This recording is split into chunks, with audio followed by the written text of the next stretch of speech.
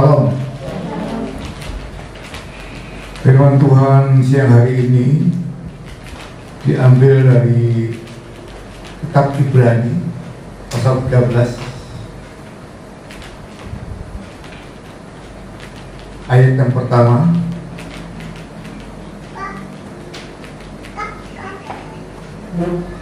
Berbunyi, peliharalah kasih persaudaraan.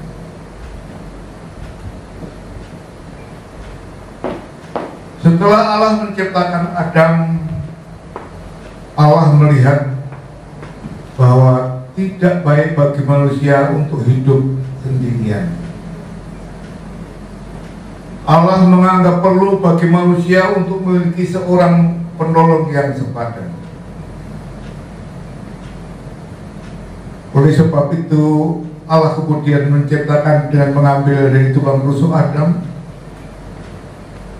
dan Adam sangat bersukacita melihat Hawa dan mengasihinya. Ikatan kasih antara Adam dan Hawa atau suami istri begitu kuat sehingga mereka menjadi satu daging. Kasih menjadi pengikat yang kuat dalam beragam hubungan manusia, misalnya antara suami istri, orang tua dan anak, saudara bersaudara, dan antara sesama manusia. Di akhir zaman di mana kita hidup saat ini, kedurhakaan akan makin bertambah, sehingga kasih kebanyakan orang menjadi dingin. Bagaimana terdapat dalam Matius 24 ayat 12. Dan karena makin bertambahnya kedurhakaan, maka kasih kebanyakan orang akan menjadi dingin.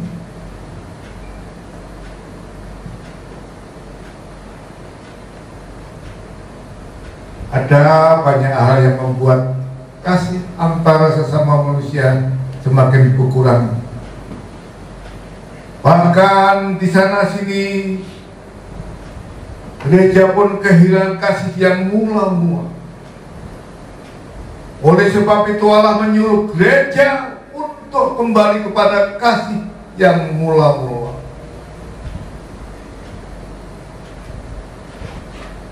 Dalam Wahyu 2 ayat 4, firman Tuhan berbunyi, namun demikian aku mencela engkau, karena engkau telah meninggalkan kasihmu yang semula.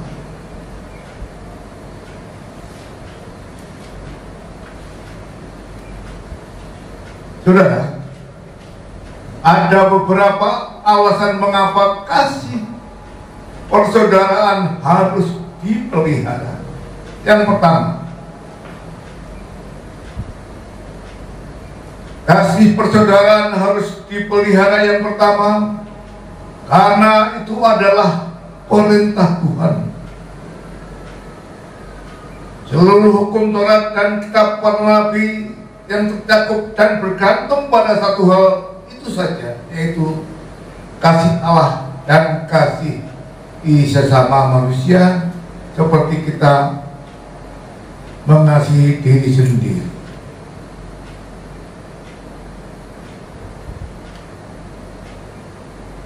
Dalam Matius 22 ayat 37 sampai 39, jawab Yesus kepadanya, kasihilah Tuhan Allahmu dengan segenap hatimu dan segenap jiwamu dan dengan segenap akal budimu. Itulah hukum terutama dan pertama. Dan yang kedua sama dengan itu ialah kasihilah sesamamu manusia seperti dirimu sendiri. dan ayat 40. Pada kedua hukum inilah tergantung seluruh hukum Taurat dan kitab para nabi.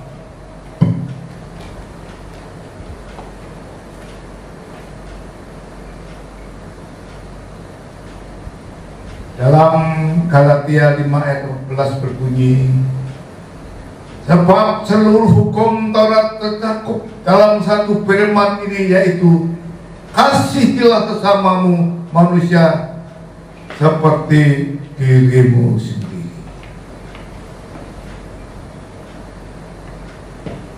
Bapak Ibu Saudara, hukum Taurat yang Allah berikan bagi bangsa Israel pada dasarnya hanya membangkitkan pengertian akan dosa, tapi tidak dapat menyelamatkan. Sebab bila salah satu hukum itu dilanggar, berarti melanggar keseluruh hukum. Dan tidak ada satu orang pun yang dapat menggenapi hukum itu kecuali pribadi Yesus. Itu sebabnya bagi kita yang hidup sesudah kedatangan Yesus, berlaku hukum kasih seperti yang telah dikemukakan di atas. Jadi, saudara,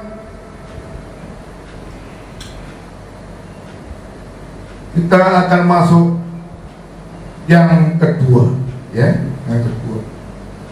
Ya.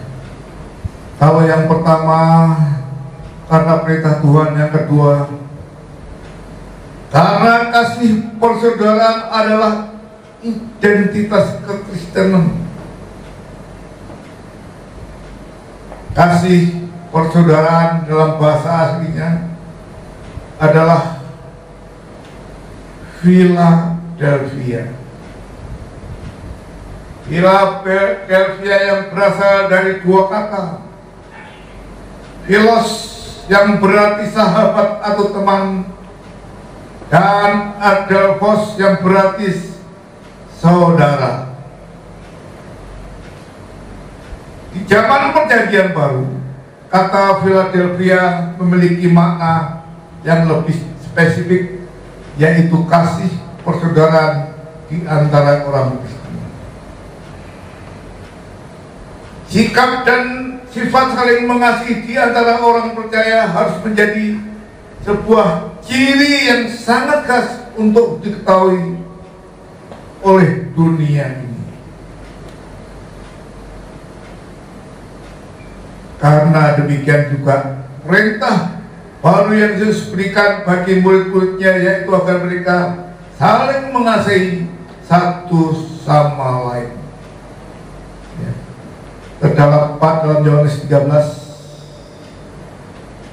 ayat 34-35. Coba ditayangkan Yohanes 13 ayat 34 sampai 35. Yohanes 13 ayat 34, ya, dikatakan, aku memberikan perintah baru kepada kamu, yaitu supaya kamu saling mengasihi, sama seperti aku telah mengasihi kamu, demikian pula kamu harus saling mengasihi. 35. Dengan demikian semua orang akan tahu bahwa kamu adalah murid-muridku, yaitu jikalau kamu saling mengasihi. Itu yang pertama, saudara. Yang ketiga, karena kasih adalah tanda pertobatan. Dalam kitab Wahyu dikatakan bahwa Allah mencela jemaat di Efesus sebab mereka telah meninggalkan kasih yang semula, dan hal itu peranda suatu kejatuhan yang sangat dalam. Wahyu 2 ayat 4 sampai 5. Wahyu 2 ayat 4 sampai 5. Coba dibacakan yang sudah dapat Wahyu pasal 2 ayat 4 sampai 5. Yang satu silakan. Ya, Wahyu 2 ayat 4 sampai 5. Demikianlah firman Tuhan. Namun demikian aku mencela engkau, karena engkau telah meninggalkan kasihmu yang semula. Sebab itu ingatlah betapa dalamnya engkau telah jatuh. Bertobatlah dan lakukanlah lagi apa yang semula engkau lakukan. Jika tidak demikian, aku akan datang kepadamu dan aku akan mengambil kaki dianmu dari tempatnya, jikalau engkau tidak bertobat.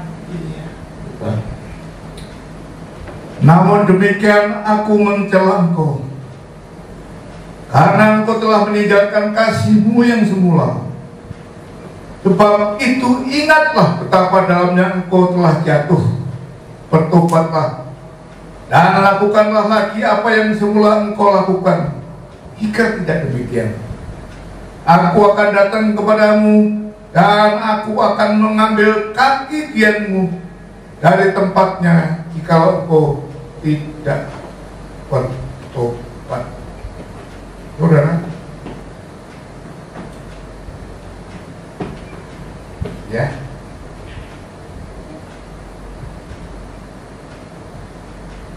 dan sekarang kita akan melihat yang lain, saudara. Dikatakan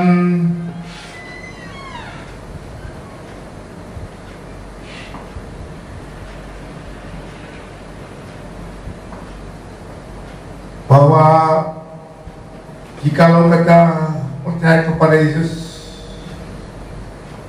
maka kita sudah memenuhi hukum itu, ya. Bagaimana dalam Yohanes 13 tadi, saudara, ya, kita sudah memenuhi hukum itu. Sebagaimana manusia lemah, sebagaimana manusia tidak selamat dan binasa karena melanggar hukum Taurat, maka demikian juga yang berlaku dengan hukum kasih. Bila seseorang kehilangan kasih, maka tidak akan selamat dan binasa. Jadi saudara, kasih persaudaraan harus dipelihara, karena itu adalah perintah Tuhan supaya kita selamat dan tidak binasa.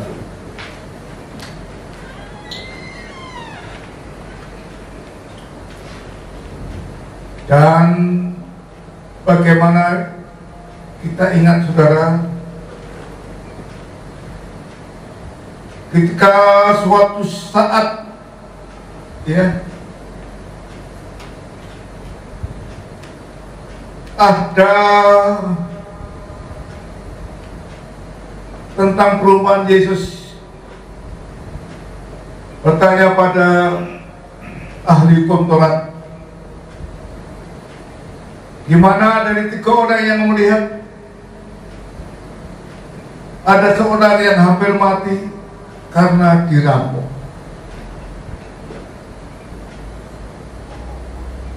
Ya, waktu itu seorang iman melihat, orang Lewi juga melihat, dan orang Samaria. Manakah yang menjadi sesama manusia bagi korban? Dan dijawab si ahli Taurat, orang yang telah menunjukkan belas kasihannya, yaitu si orang Samaria. Lalu Yesus katakan kepada ahli Taurat, pergi dan perbuatlah demikian. Luar biasa.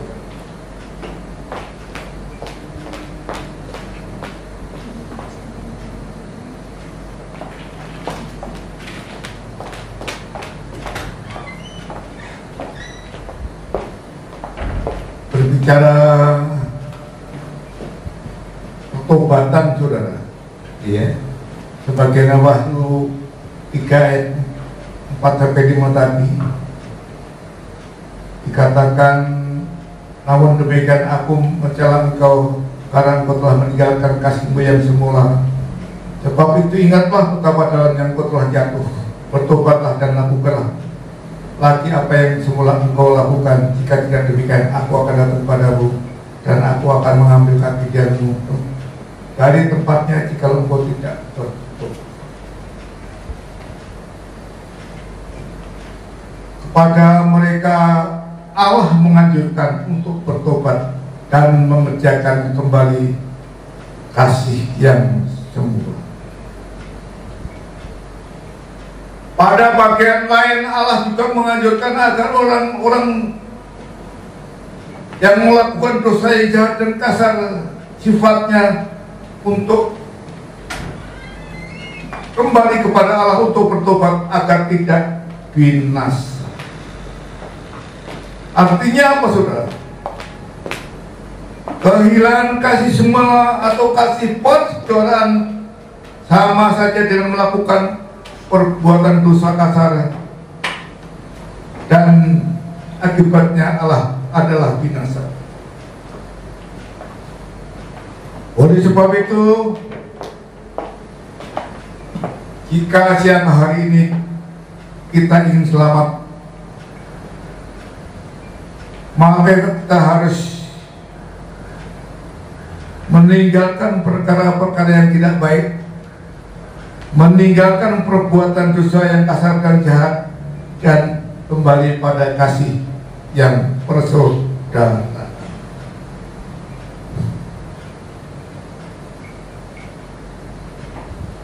Dan saudara, yang keempat adalah, ya, kalau yang ketiga diambil dari Wahyu 2 ayat 4-5, maka yang keempat dalam 1 Yohanes 4 ayat 11. Karena Allah sendiri telah mencontohkan tentang kasih. Sebagaimana Yesus telah mengasihi kita, maka demikian jugalah seharusnya kita saling mengasihi. 1 Yohanes 4 ayat 11. Yang berbunyi, saudara-saudaraku yang kekasih, jikalau Allah sedemikian mengasihi kita, maka harusnya kita juga saling mengasihi.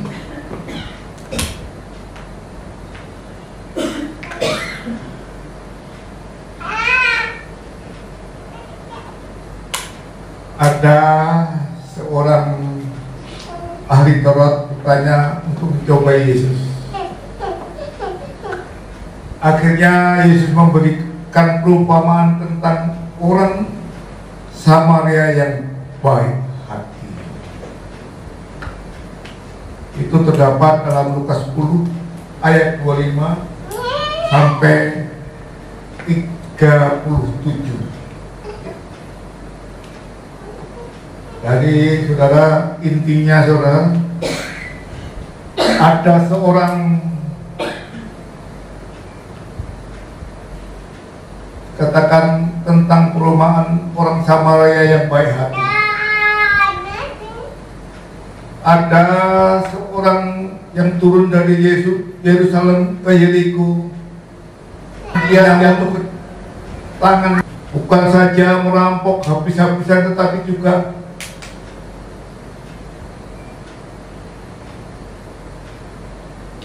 membunuhnya, dan setelah itu ia meninggalkannya.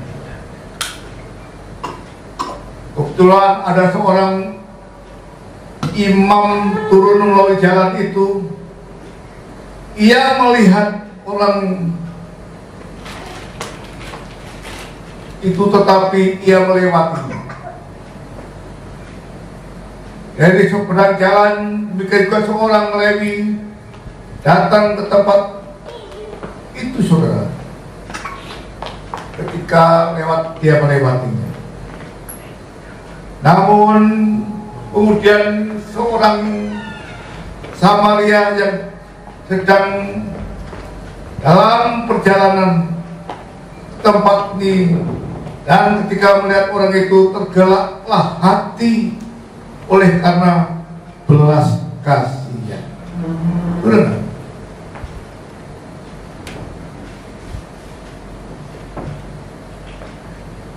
Pada akhir perumpamaan Yesus, Yesus bertanya kepada ahli Taurat, dari 3 orang yang melihat seorang yang hampir mati karena dirampok, ya. Dan yang ditanyakan, ya, hampir dirampok seorang imam lewat, orang Lewi juga lewat, dan kemudian orang Samaria. Manakah yang menjadi sesama manusia bagi korban? Maka dijawab oleh si ahli Taurat tadi, orang yang telah menunjukkan belas kasihannya, yaitu orang Samaria. Lalu Yesus katakan kepadanya, pergi dan perbuatlah demikian. Saudara,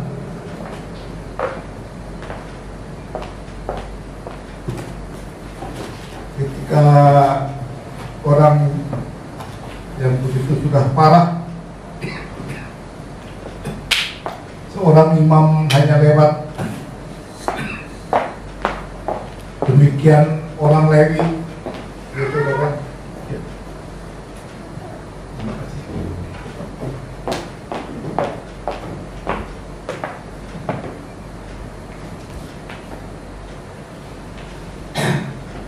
Namun ketika orang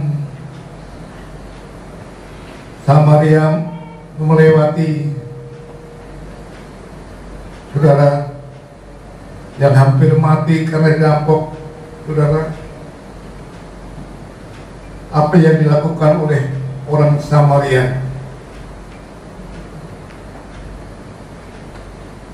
Saudara, dia melakukannya, saudara, dan bahkan di sini orang Samaria itu tidak pilih kasih, berarti memiliki kasih, bukan eros, namun kasih agape.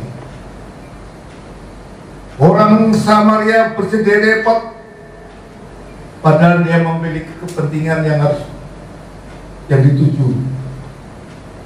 Bersedia repot, kepentingan pribadinya ditunda dulu dengan membalut luka-lukanya, menyirami dengan minyak dan anggur, kemudian menaikkan orang itu ke atas keledai tunggangannya, lalu membawa ke penginapan dan merawatnya. Dia merawatnya, walaupun hal ini mengandung risiko, karena saat itu risikonya bisa dikatakan berkhianat. Karena biasa kalau di era itu yang Israel, orang Israel dan orang Yuda itu, saudara, salah satunya orang bagian salah satu utara dan selatan, yaitu Samaria itu, saudara, itu hubungannya waktu itu kurang baik. Maka dikatakan mengandung risiko. Risikonya bisa dikatakan berkhianat. Seharusnya orang Samaria tujuannya ke suatu tujuan tempat tidak disebutkan, namun ia menghabiskan waktu untuk mengurus orang yang perlu ditolong. Dan kemudian orang Samaria menyerahkan 2 dinar kepada pemilik penginapan. Ia juga mengacaukan status sosial Ia tidak memandang siapa yang ditolong. Orang Samaria berani melakukan terobosan. Walaupun lain bangsa, namun ia berani melakukan pertolongan.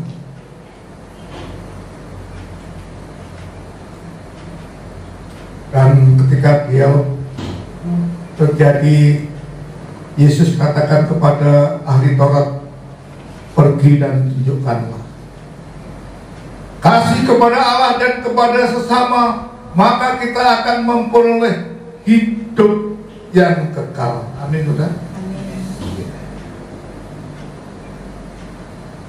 Contoh yang luar biasa yang ditunjukkan juga oleh seorang perwira Romawi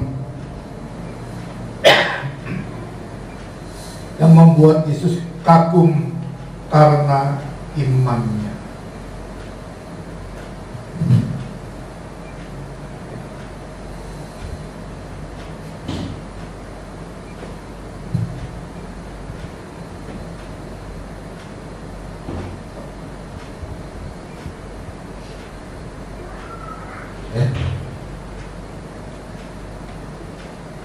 Ini terdapat di dalam Lukas, ya. Ini tadi keserempet ayat dikit saja. Perwira itu meminta tolong beberapa tua-tua orang Yahudi, minta kepada Yesus untuk datang ke rumahnya dan menyembuhkan hambanya yang sedikit sakit. Itu terdapat di dalam Lukas. Saudara bisa nanti cari sendiri. Ini keserempet air sedikit, jadi nggak terlihat. Saudara, yang intinya Yesus menyembuhkan hamba purba di Kapernaum. Di kitab Injil itu bisa saudara lihat. Yesus menyembuhkan hamba perwira di Kapernaum. Mengapa? Bukan perwira itu sendiri yang datang pada Yesus, karena perwira itu tidak ingin meninggalkan hambanya yang sedang sakit parah, sebab ia memiliki perhatian dan kasih persaudaraan yang kepada sesamanya. Walaupun yang ditolong itu hanya seorang hamba. Saudara, bila mana Tuhan Yesus menolong, tentu ada alasannya.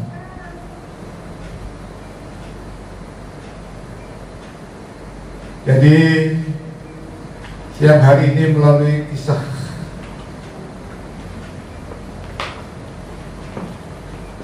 hamba perwira di Kapernaum, kita ambil hikmahnya. Kalau Tuhan Yesus menolong, tentu ada alasannya. Apa yang bisa kita ambil hikmahnya dari kisah ini?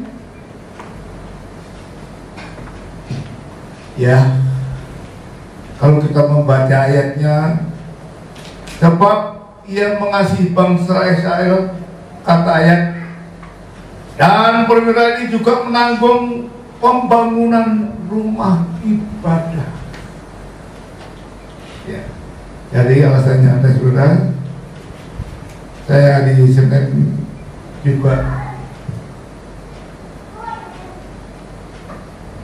akan pamit mengikuti biru wanita, karena supir harus mengantar mempelai, saudara, dan akan mampir di Geraha. Dan kalau ada orangnya, kita akan membayar untuk 6 bulan ke depan. Seperti saudara ketahui bahwa setiap 6 bulan kasih anugerah harus membayar sebanyak ya tidak mahal kalau dibandingkan gedung-gedung yang di Raden Saleh, saudara. Di Raden Saleh itu gedung yang di Salemba itu, kalau yang gedung Gemene itu 1,1, saudara. Kita 2 ruangan ini hanya dikenakan setiap bulan berapa? 10 juta ya. Ya, per 6 bulan itu 10 juta. Jadi saudara, mari kalau saudara terdepan bisa saudara salurkan. Memang berkatnya juga sudah disediakan. Kalau saudara mau partisipasi, silakan. Semua supaya pekerjaan Tuhan dikasih anugerah tetap berjalan sampai mana-mana. Tuhan memberkati. Saya undang pelayan perjamuan.